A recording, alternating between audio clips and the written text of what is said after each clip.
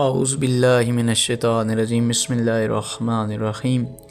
رسالہ مشرب ناب، شمارہ نمبر 138 اور موضوع آداب اسلامی،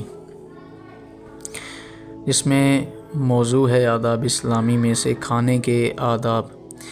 آداب اسلامی میں ہماری بحث آداب فردی میں ہے کہ خداوند تعالی نے شریعت مقدسہ میں ہر ایک چیز کے بارے میں آداب بیان فرمائے ہیں کہ انسان ان آداب کو ملحوظ خاطر رکھتے ہوئے اپنی زندگی بسر کرے۔ انہی آداب میں سے ایک ادب آداب غذا خوردن یعنی کھانا کھانے کے آداب ہیں کہ انسان غذا کھاتے وقت کن آداب کو ملحوظ نظر رکھے۔ لازم است در سر سفرہ بیویہی ہنگامی کے غذا کم است دیگران را ملاحظہ کرد، باوقار انداز اپنانا۔ کھانا کھانے کا ادب یہ ہے کہ کھانے کے وقت کھانے کی طرف دوڑ لگا کر نہ جائیں بلکہ کھانے کی طرف پروقار انداز سے جائیں، غرور و تکبر کے ساتھ نہ جائیں، انسان حالت بندگی میں ہو۔ یہاں بندگی سے مراد تواضع، فروتنی اور خاضعانہ حالت ہے۔ جب انسان کھانا کھانے کے لیے جائے اور کسی کرسی، ٹیبل یا زمین پر بیٹھنا ہو تو بھی حالت تواضع و خضوع کے ساتھ بیٹھے۔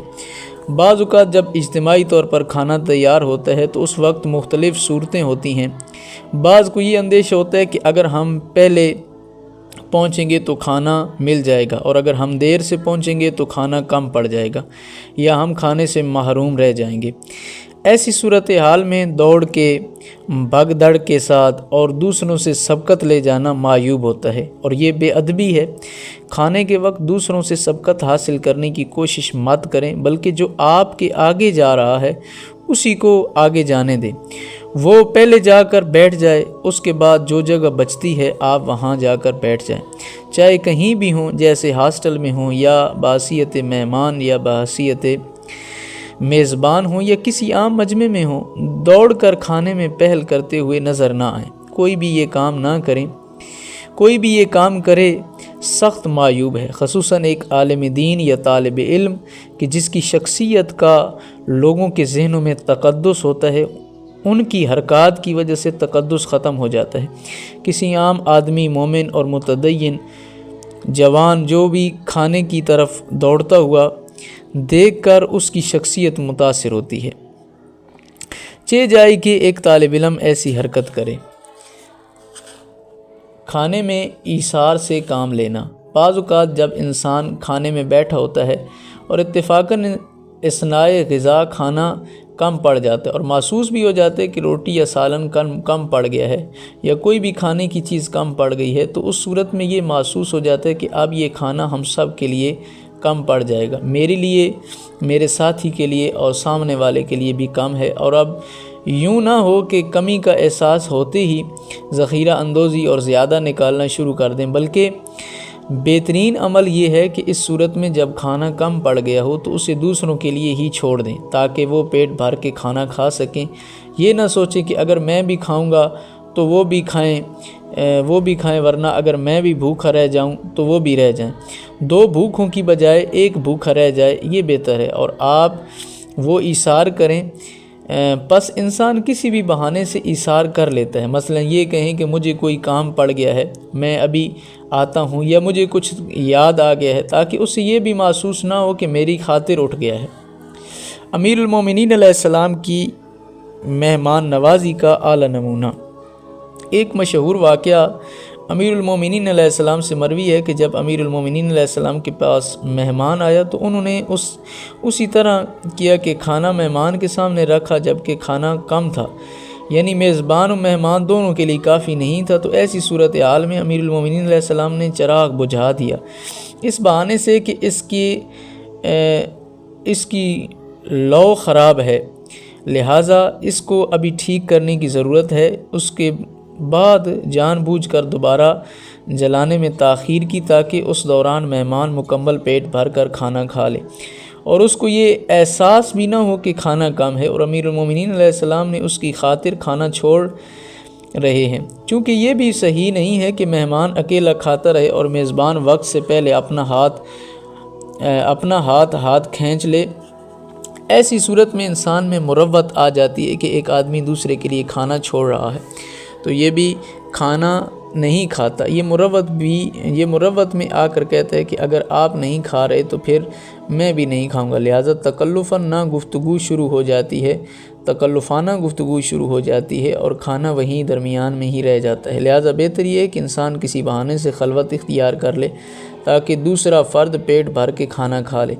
ایک بات ہمیشہ یاد رکھیں کہ ایک وقت کے کھانے کا وقفہ ہونے سے کچھ بھی نہیں ہوتا، صرف عادت پوری نہیں ہوتی، تھوڑی دیر کے لیے الجھن ضرور ہوگی، چند منٹ آپ کو یہ احساس ہوگا کہ میں نے کھانا نہیں کھایا، اس کے بعد جب آپ مصروف ہو جائیں گے تو آپ کی توجہ کھانے سے ہٹ جائے گی اور آپ بھول جائیں گے، یعنی آپ کے اندر بھوک کا احساس ختم ہو جائے گا۔ عموماً ہمیں عادتیں کھانا کھانے پر زیادہ اکساتی ہیں، لہٰذا ایک ادب یہ ہے کہ اگر کھانا کم پڑ رہا ہے تو دوسروں کا خیال رکھا جائے، دسترخوان پر بیٹھتے وقت دوسروں کو پہلے موقع دیا جائے، کھانے کی طرف جاتے ہوئے دوسروں پر سبقت نہ لی جائے، تواضع اور فروتنی کے ساتھ کھانے کی طرف جائیں، نہ کہ متکبرانہ انداز سے اور نہ ہی سستی اور لاپرواہی کی صورت میں جائیں۔ بے قدر ضرورت غذا لینا، لازم است غذا را بے اندازہی نیاز در سفرے بے گزارت و تا آخر آرام و با حوصلے بے خورد و ظرف غذا را کاملاً با نان تمیز کنند و آن نان را بے خورد۔ غذا کھاتے وقت اگر آپ تنہا یا چند لوگ ہیں تو دسترخوان پر اتنی ہی غذا رکھیں جتنی ضرورت ہے، ضرورت سے زیادہ غذا نہ رکھیں، یعنی ضرورت کی حد تک غذا دسترخوان پر رکھنے دیں۔ باقی دیگ یا دیگچے جہاں ہیں وہیں رہیں، وہاں سے دوبارہ ڈال لیں۔ کھانے کا ایک طریقہ یہ ہوتا ہے کہ ٹرے، ڈونگے، بڑے برتن یا اس طرح کی دیگر چیزوں میں چند آدمیوں کے لیے کھانا اکٹھا رکھ دیا جاتا ہے، جیسے اگر چاول یا سالن ہو تو ڈونگے یا اس طرح کی کسی بڑے برتن میں ڈال دیا جاتا ہے۔ اس صورت میں وہ برتن دیگ کی حیثیت رکھتا ہے۔ کھانا نکالنے کا مطلب یہ ہے کہ آپ اپنی پلیٹ میں جو کھانا نکالتے ہیں وہ بقدر ضرورت ڈالیں، پلیٹ کو مت بھریں بلکہ پلیٹ کی ظرفیت کو دیکھیں۔ آپ 2 یا 3 مرتبہ کھانا لے لیں لیکن ایک ہی دفعہ ڈھیر یا انبار نہ لگائیں، خصوصاً ان چیزوں کا جو کم ہے، جیسے اگر گوشت پکا ہوا ہے یا کوئی اور ایسی چیز ہے جس کی مقدار کم ہے اور اس کو سب پر برابر تقسیم ہونا ہے تو بعض دفعہ ایک ہی آدمی اپنی پلیٹ میں زیادہ کھانا نکال لیتا اور دوسروں کا خیال نہیں رکھتا۔ دوم یہ کہ اگر آپ کے پاس کھانا فراوان اور زیادہ بھی ہے تو پہلی مرتبہ اپنی پلیٹ نہ بھریں بلکہ اپنی ضرورت کے مطابق ڈالیں، اور جب وہ مقدار ختم ہو جائے اور آپ یہ محسوس کریں کہ مجھے دوبارہ بھی کھانے کی ضرورت ہے تو پھر ایک مرتبہ اور اپنی پلیٹ میں ڈال لیں۔ چونکہ بعض جگہوں پر آپ کو پلیٹوں میں ڈال کے کھانا دیا جاتا ہے، لیکن جہاں ہمیں خود کھانا نکالنا ہوتا ہے اس میں یہ خیال رکھیں کہ جتنی آپ کی ضرورت ہے اتنا ہی کھانا ڈالیں تاکہ وہ نہ بچے۔ یوں نہ ہو کہ آپ آدھا کھانا کھائیں اور آدھا چھوڑ دیں۔ اگر آپ کھانا زیادہ ڈالیں گے تو ممکن ہے آپ کے ذائقے کے مطابق کھانا نہ ہو اور آپ اس سے 2-4 لقمے کھائیں اور اس کو جھوٹا کر کے باقی کھانا چھوڑ کر چلے جائیں۔ اب وہ کھانا کسی کے کام کا بھی نہیں ہے اور ساتھ اسراف بھی ہے۔ بہترین طریقہ یہ ہوتا ہے کہ جب انسان کھانے کے لیے بیٹھے تو پہلے کھانے کی تھوڑی مقدار الگ کر کے چکھ لے تاکہ بعد میں اتنا ہی کھانا نکالے جو کھا سکتا ہے، اس سے زیادہ نہ ڈالیں تاکہ بعد میں ضائع نہ ہو۔ جو چیز ہمیں پسند نہیں ممکن ہے وہ دوسروں کو پسند اور دوسروں کی ضرورت ہو، کیونکہ بعض اوقات کسی کی لذتیں دوسرے کی ضرورت ہوتی ہیں۔ فرض کریں ہم لذت نہیں اٹھا رہے لیکن دوسرا اس سے اپنی ضرورت پوری کرے گا۔ لازم است غذا را بے اندازہی نیاز در سفرے بے گزارت، ضروری ہے کہ غذا کھاتے وقت دسترخوان پر اتنی ہی غذا رکھیں جتنی ضرورت ہے۔ اسی طرح سے آپ اپنی پلیٹ میں بھی ضرورت کی مقدار کے مطابق کھانا ڈالیں۔ بعض اوقات یہی کھانا ہم جو مختلف وجوہات کی بنا پر چھوڑ دیتے ہیں، کبھی یہ نہیں سوچتے کہ ہمارے معاشرے میں ایسے بھی افراد موجود ہیں جو اس بچے ہوئے کھانے کے محتاج ہوتے ہیں۔ اگر آپ ان گلیوں میں دیکھیں، ڈھیروں سے اور ان غلاظتوں سے کچھ لوگ غذا ڈھونڈ کر نکال کے کھاتے ہیں۔ ان کے لیے دنیا کی لذیذ ترین غذا ہے جو ہمارے لیے بے مزہ اور بیکار ہے۔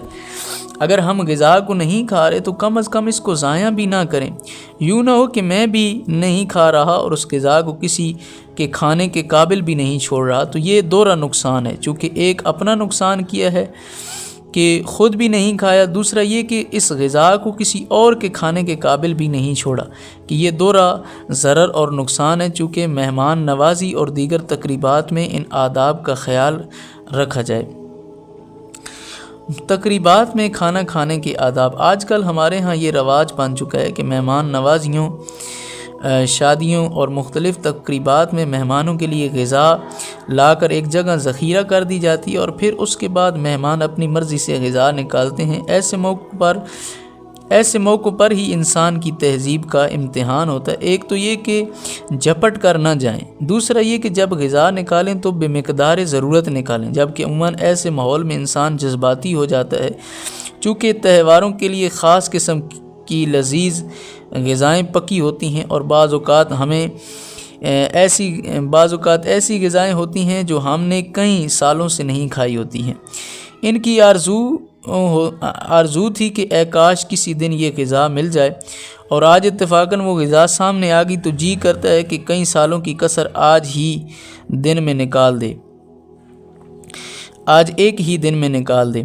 بس اوقات ایسا ہوتا ہے کہ انسان دیکھتا ہے کہ اس چیز کے بارے میں تو میری حسرت تھی کہ کبھی مجھے مل جائے، لہٰذا ایسے موقع پر ہمارا غذا نکالنے کا انداز مہذبانہ و مؤدبانہ ہونا چاہیے۔ کھانا چبا کر کھائیں۔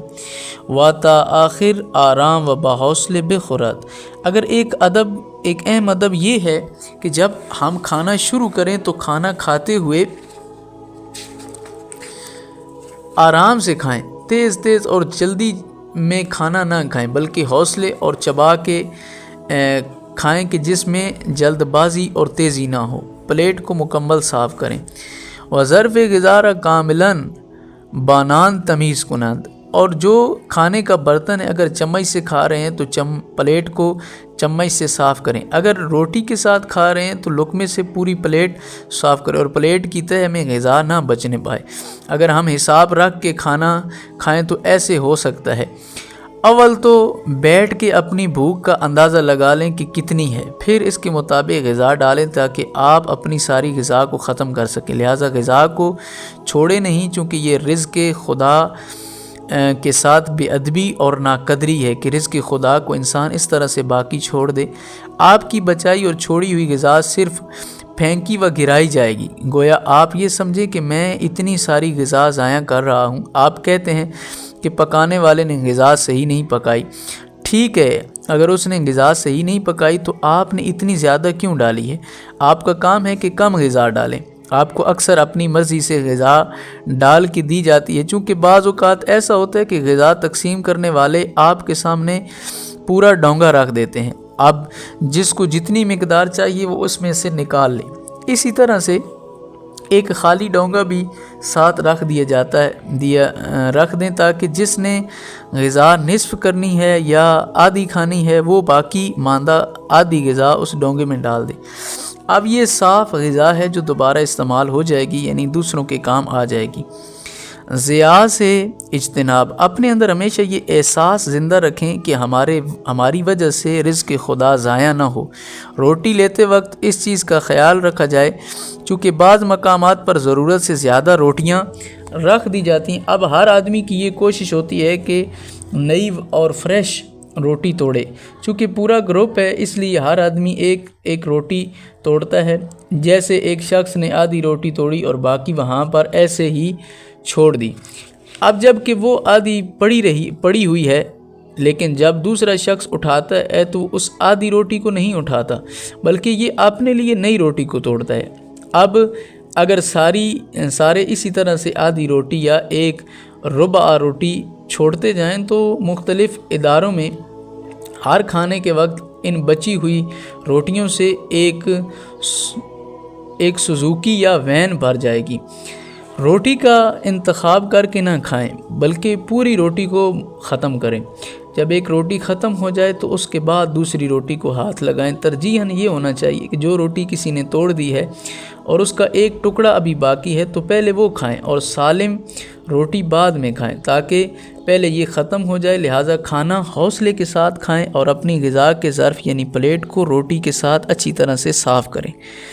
علیحدہ چمچ کا استعمال، وقاشق خود را با ظرف غذائی کے چند نفر باید از آن استفادہ کنند وارد نہ سازد۔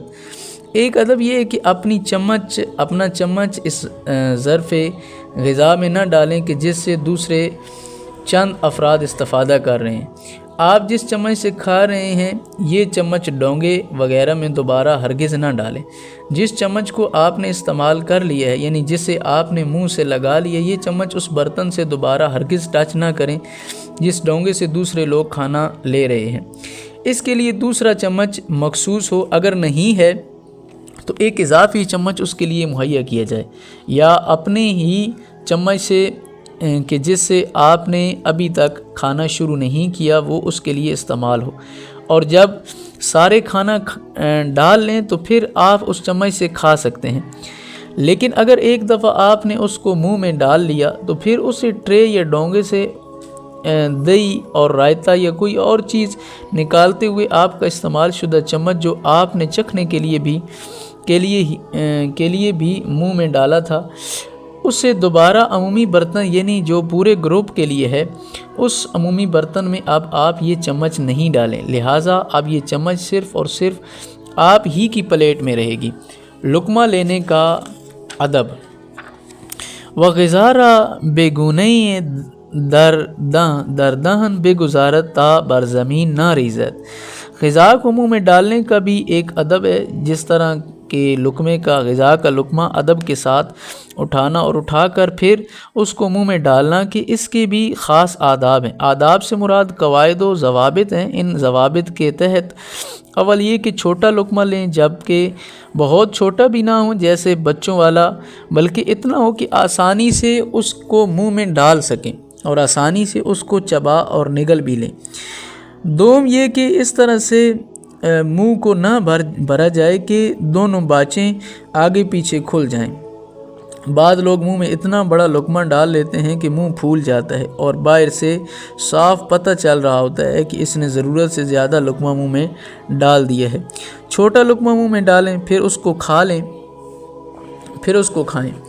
رزق کی قدر کریں، اس چیز کا بھی خاص خیال رکھیں کہ کھانا کھاتے وقت غذا نیچے نہ گرنے پائے۔ چند چیزیں ایسی ہیں کہ کھانا کھاتے ہوئے ان کے گرنے کا زیادہ احتمال ہوتا ہے، کہ جن میں سے ایک چاول ہے۔ کچھ ہاتھ سے کھاتے ہیں اور کچھ چمچ سے کھاتے ہیں۔ طریقہ جو بھی اختیار کریں لیکن اس طرح سے کھائیں کہ کھانا نیچے نہ گرے، خصوصاً جو ہاتھ سے کھاتے ہیں، چونکہ ہاتھ سے نیچے زمین پر گرنے کا زیادہ امکان ہوتا ہے۔ اگر یہ گرتے بھی ہیں تو ان کے نیچے اپنی پلیٹ یا اپنا ہاتھ رکھیں تاکہ یہ آپ کے ہاتھ اور آپ کی پلیٹ میں ہی گرے اور زمین اور دسترخوان پر نہ گرنے پائیں۔ بعض غذائیں شوربے والی ہوتی ہیں اور ان کے گرنے کا بھی زیادہ امکان ہوتا ہے۔ جب آپ لقمہ سالن میں ڈبو کر منہ میں ڈالتے ہیں تو شوربے کے قطرے نیچے زمین یا دسترخوان پر گرتے ہیں۔ انسان ایسے مہذب طریقے سے کھانا کھائے کہ اس کے لباس پر شوربہ یا کوئی اور غذا نہ گرے اور نہ ہی دسترخوان یا زمین پر گرے۔ اب یہ مہارت غذا اٹھانے میں ظاہر کرنی ہوتی ہے کہ آپ اتنی مقدار کو سلیقے سے اٹھائیں کہ غذا منہ میں پہنچ جائے اور نیچے بھی نہ گرے، چونکہ یہ رزق ہے اور عموماً یہ ناقدری موجود ہے کہ رزق کی قدر کم ہو گئی ہے۔ یہ رزق چونکہ اللہ تعالیٰ کی طرف سے بہت مقدس چیز ہے اور عام دیہاتی و ان ان پڑھ لوگ بھی اس رزق کا اس طرح سے احترام کرتے ہیں جس طرح وہ قرآن کا احترام کرتے ہیں۔ آج بھی اگر کسی بزرگ کو کوئی روٹی کا ٹکڑا زمین پر گرا ہوا نظر آ جائے تو وہ اسے اٹھاتا ہے، صاف کرتا ہے اور پھر اس کو چوم کر کسی محفوظ مقام پر رکھ دیتا ہے۔ لیکن جوں قدریں محو ہوتی جا رہی ہیں، آداب بھی ختم ہو رہے ہیں اور معاشرہ بھی فقدان تربیت و فقدان تادیب کا شکار ہوتا جا رہا ہے۔ یہ چیزیں کم ہوتی جا رہی ہیں۔ آپ بڑوں اور بزرگوں سے سیکھیں، آپ رزق کی قدر کریں کہ واقعاً رزق کا تقدس ہے، اس کو خود ضائع نہ کریں اور اگر ضائع ہو رہا ہے تو اس کو ضائع ہونے سے محفوظ کریں۔ اگر روٹی، سالن یا کوئی اور ایسی چیز جو رزق کے زمرے میں آتی ہے وہ گندی زمین، گندی جگہ، کوڑے میں یا کوڑے کی بالٹیوں میں نہ جائے۔ اس کو اگر کہیں ضائع بھی کرنا ہے تو اس کو اسی تقدس کے ساتھ زائل کیا جائے، جس طرح کتابیں یا قرآن کے اوراق کبھی کبھار بوسیدہ یا پھٹ جاتے ہیں تو آپ انہیں پھینک تو نہیں سکتے، بلکہ ان کو آپ کسی محفوظ جگہ پر منتقل کر دیتے۔ اسی طرح رزق بھی بعض اوقات قابل استفادہ نہیں ہوتا۔ اب ہم نے اس کو اس طرح سے زائل کرنا ہے کہ کچرے، گندگی، کیڑے، گٹر یا کوڑے کی بالٹیوں میں سر عام خصوصاً روٹی کو ہرگز نہ ڈالیں۔ رومال کا استعمال اگر در موقع یہ غذا می خواہد صرف و عدسے بکنید دستمال جلو دہان خود بگیرد۔ فارسی میں رومال کو دستمال کہتے ہیں جبکہ اردو میں رومال ہی کہتے ہیں۔ اب یہ دونوں ہی ٹھیک ہیں۔ رو چہرے کو کہتے ہیں اور مال پیسے کو کہتے ہیں۔ رومال مالیدن سے ہے، جیسے دیگر الفاظ کہ مالش، مالیدن اور مال۔ یہاں مال سے مراد یعنی جس سے پونچھا جائے۔ پونچھنا یعنی صاف کرنا، رگڑنا، ایک شے کو کسی دوسری شے کے اوپر رگڑنا۔ مالش یعنی ایک شے کے اوپر کسی دوسری شے کو چلائیں یا اس کو رگڑیں، اس کو مالیدن کہتے ہیں۔ رومال یعنی چہرے پر چلانے والی چیز جس سے چہرہ صاف کیا جائے۔ دستمال جس سے ہاتھ صاف کیے جائیں۔ لہٰذا دونوں نام درست ہیں چونکہ رومال اور دستمال ایک ہی چیز کے دو نام ہیں کہ البتہ رومال بھی فارسی لفظ ہے لیکن وہاں عرف عام میں دستمال استعمال ہوتا ہے۔ کھانسی اور چھینک کے آداب فقط کھانے کے ساتھ مخصوص نہیں بلکہ عمومی ہیں کہ جب انسان کو کھانسی یا چھینک آئے تو اس وقت آپ میں سے ہر ایک کے پاس رومال ہونا چاہیے۔ اب معلوم نہیں کہ عوام الناس میں سے کتنے لوگ رومال کا استعمال کرتے ہیں اور کتنے نہیں۔ بعض علاقے ایسے بھی ہیں کہ جہاں کچھ لوگ قمیض کی آستین سے ناک صاف کرتے ہیں۔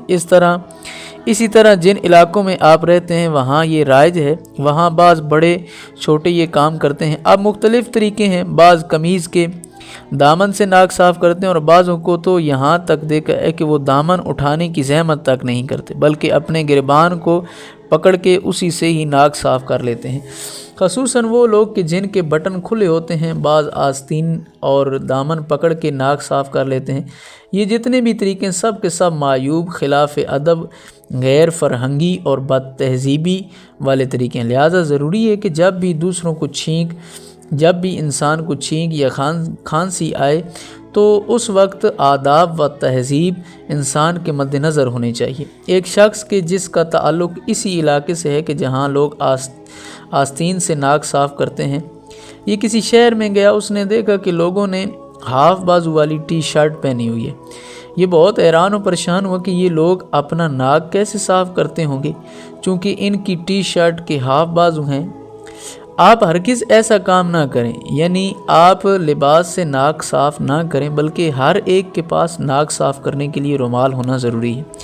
رومال کو اپنے لباس کا جز بنا لیں۔ ہمیشہ آپ کی جیب میں رومال ہونا چاہیے چونکہ کسی بھی وقت انسان کو چھینک یا کھانسی آ سکتی ہے۔ بعض چیزوں کا کوئی وقت مقرر نہیں ہوتا، خصوصاً جن کو نزلہ یا زکام ہے وہ اپنے پاس ایک کی بجائے کم از کم 2 رومال رکھیں۔ جب آپ کو کھانسی آئے اور آپ کا رخ اگر محفل کی طرف ہے تو اپنا منہ نیچے یا دائیں بائیں کر لیں۔